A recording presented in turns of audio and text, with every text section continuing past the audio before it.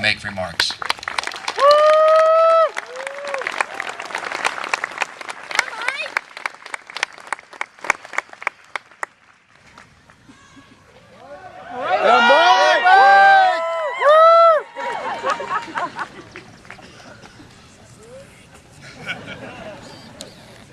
Good morning, St. Lawrence graduates, friends, and family. My name is Mike Petroni, and this is a first for me. Usually, I speak into the computer screen for my Hill News column, Hammer Time, where, each week, I wrote about the tricky process of growing into an adult and becoming part of a community. I encouraged Adirondack adventures, local eating, and service. I recognized organizations like the Java Barn for their positive impact, for their groovy gift of stress-relieving music. I challenged us Saints to get out and explore the North Country, to explore Canton, to explore the many talents, projects, and passions right here on campus. Hammer Time was my vent, my platform, and my attempt to give back, to share the lessons I had learned over 3 pivotal years in my life. This last Hammer Time, titled Through the Doorway, is for all the families out there, including mine.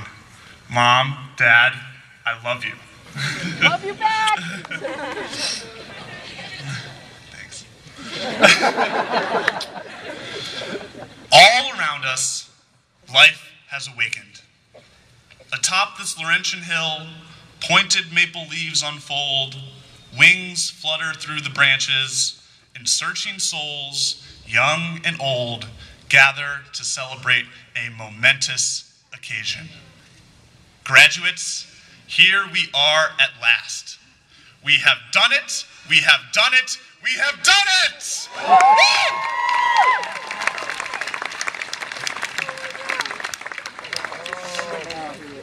A few weeks ago, I heard about an art project by my friend Alex Duane.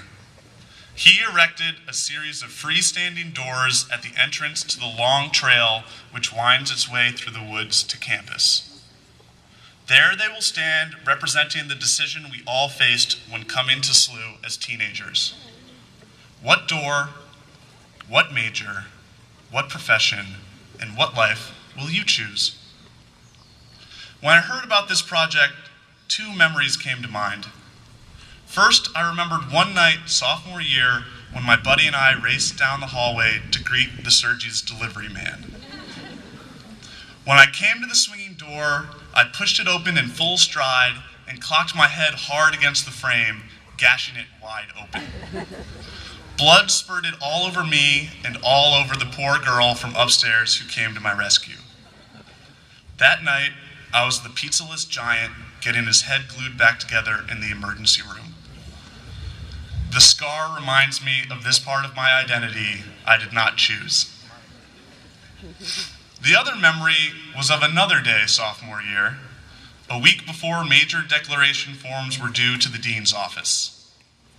I nervously eyed the little yellow form and saw in it a long set of doors. They loomed in a row labeled doctor, economist, teacher, politician, psychologist, lab technician, and so on. Many never get this type of privilege, and I am deeply grateful to St. Lawrence for letting me choose my door. But I sat there shaking, crushed beneath the burden of choice. On that day, I was standing in the threshold, on the fulcrum point of my college career. To one side laid my past, a jumbled stack of memories, lessons, friends, and mentors. To the other, the dark gray cloud of the future, swirling with expectations, dreams, and hopes. To choose which door to walk through, I had to sort through the stacks. I had to pick out the places, people, and stories which encouraged my love for breathing, which pumped fire through my veins. I had to figure out what made me, me. In the following sticky, sleepless nights, I remembered sitting in a canoe watching a bull moose climb out of a clear, drinkable lake. I remembered reading my stories in high school and watching my classmates burst into laughter or bring their hands to their hearts. I remembered pedaling my Cannondale to the Pacific. I declared environmental studies in English. The written word and the whispering winds were going to lead me into the dark gray cloud of the future.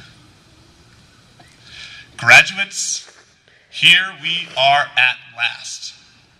We have overcome the burden of choice, the all-nighters, the breakups, the bitter cold marches, the impossible assignments. We have done it, and now years of study trail behind us like train cars. These cars are packed to the brim with teachings, with friends, with mentors. They rattle on the tracks, heavy with hours of typing, of telling and sketching, of performing lab experiments, of listening to long lectures echo off classroom walls.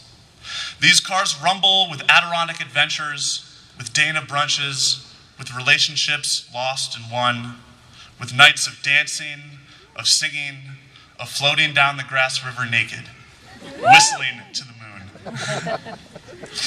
These years of unforgettable moments and lessons fuel our young engines. These years have brought us here.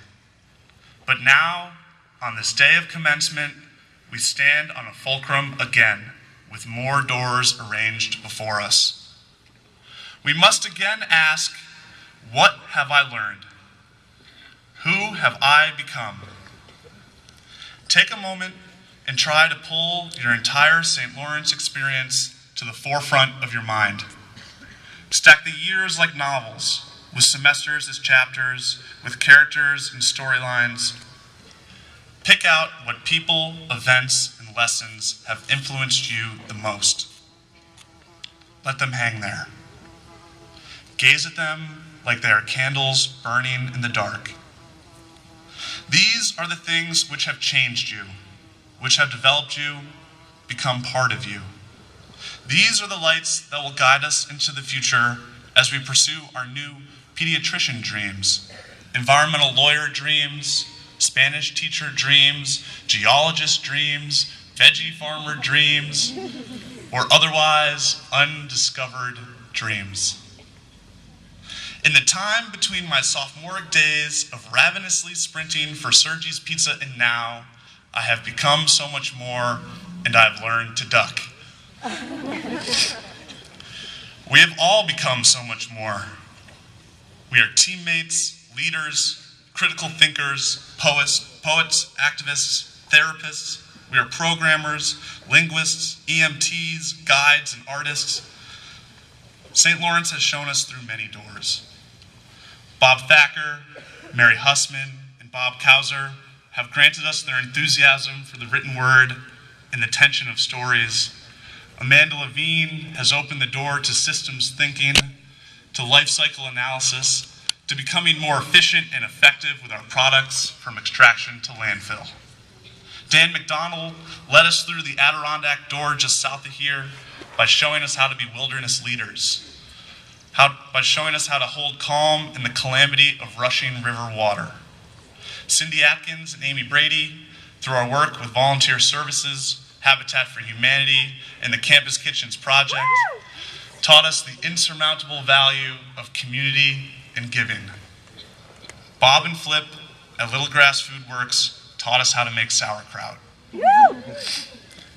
These are just a few examples on the infinite list which wraps around all of us. Along the way, I realized where St. Lawrence draws its magic from.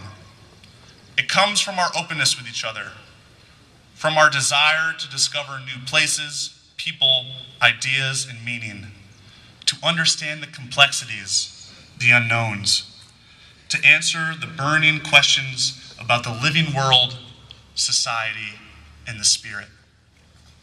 By pursuing our goals, we meet others. Relationships rise out of our open and endless quest, and these relationships enchant our experience. The magic buzzes in the bonds between us. in the transfer of ideas and enthusiasm. We all learn from and teach each other. These bonds, these teaching and learning channels unite us. Saints, here we are at last. This day, this Laurentian Hill, our St. Lawrence experience, and our vitality hinge on two essential processes: teaching and learning. These teaching and learning relationships we give and share with each other define us. We are not just individuals jostling for position in a crowded world, but a combination of the people, places, and stories which ignite our passions and love for life. Look around at all the things right here that you hold close. Look to your family, your lovers, your friends, your school. Look to the birds awakening in spring. This is all a part of you, and you are a part of it. Take it with you as you pass over this stage, as you pass through the doorway. We may be leaving, but the bonds we have built remain. Our challenge: keep them open and strong. Use them well. Become the person you want to be. Then teach your passions to others. Hammer time.